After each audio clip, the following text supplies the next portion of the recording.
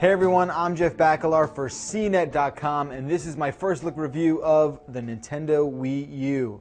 Now, before I get going here, I need to disclose that as of this recording, there are a lot of features not yet accessible on the system.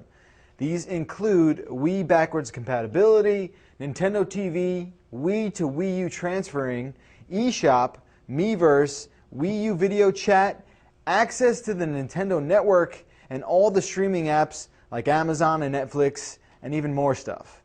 We're told that some of these features will be available on day one and some won't. For example, Nintendo TV is not going to be around until sometime in December. But I will be sure to update the video and the review once they go live. But for now, let's talk about what we do know. The Wii U comes in two models, the Basic and the Deluxe. Now, I definitely recommend going with the Deluxe for $350 because you get Nintendo Land included in the box and a bigger 32GB flash storage drive, plus more accessories. The game and the memory are worth the extra $50 alone. Now, the Wii U console has a total of 4 USB 2.0 ports and an SD card slot up front. There's an HDMI port in back, along with slots for a component connection, power, and the sensor bar. All Wii games and controller accessories work with the Wii U, so there's no need to buy any more if you already have some old ones laying around.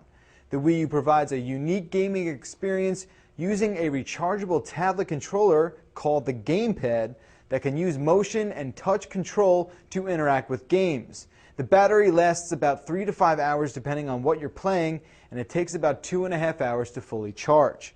One of the coolest and most promising gamepad features is the ability to play off-TV games, which place shifts all the action onto the gamepad.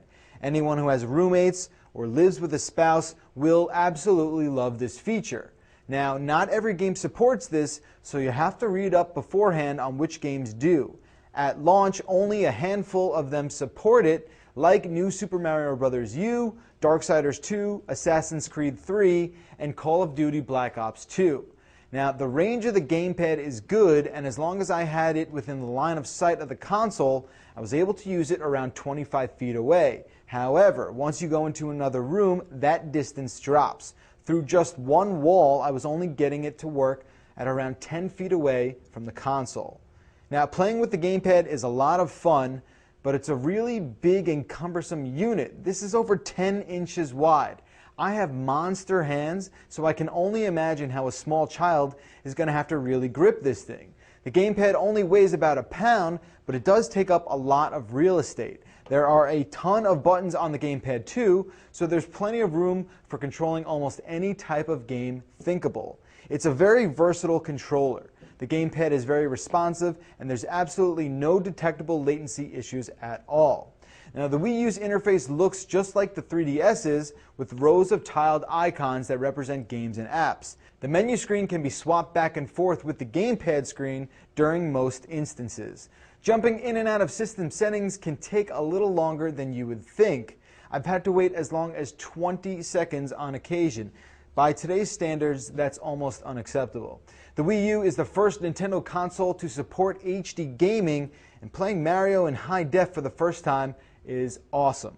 Most of the games look fantastic and are just about on par with PS3 and Xbox 360 graphics, though video files out there may spot some shortcomings with texture and frame rates. There's definitely a learning curve with the gamepad, and I found that I don't always know where to look. There are some visual cues on screen, but some games assume that you already know what to do. While Nintendo TV will allow for the combination of live TV, guide viewing, content discovery, and more, the gamepad can only currently control your television. In fact, it actually does a great job with my Verizon Files box. However, it's probably not going to replace the Harmony remote that you might have, because there doesn't seem to be any sort of activity function where the gamepad can blast a series of commands to get a device working. Instead, you'll probably have to manually input items just like you would with a bunch of separate remote controls. Again, we'll be updating this video review with much more information once it's pushed live, so be sure to check back here very soon.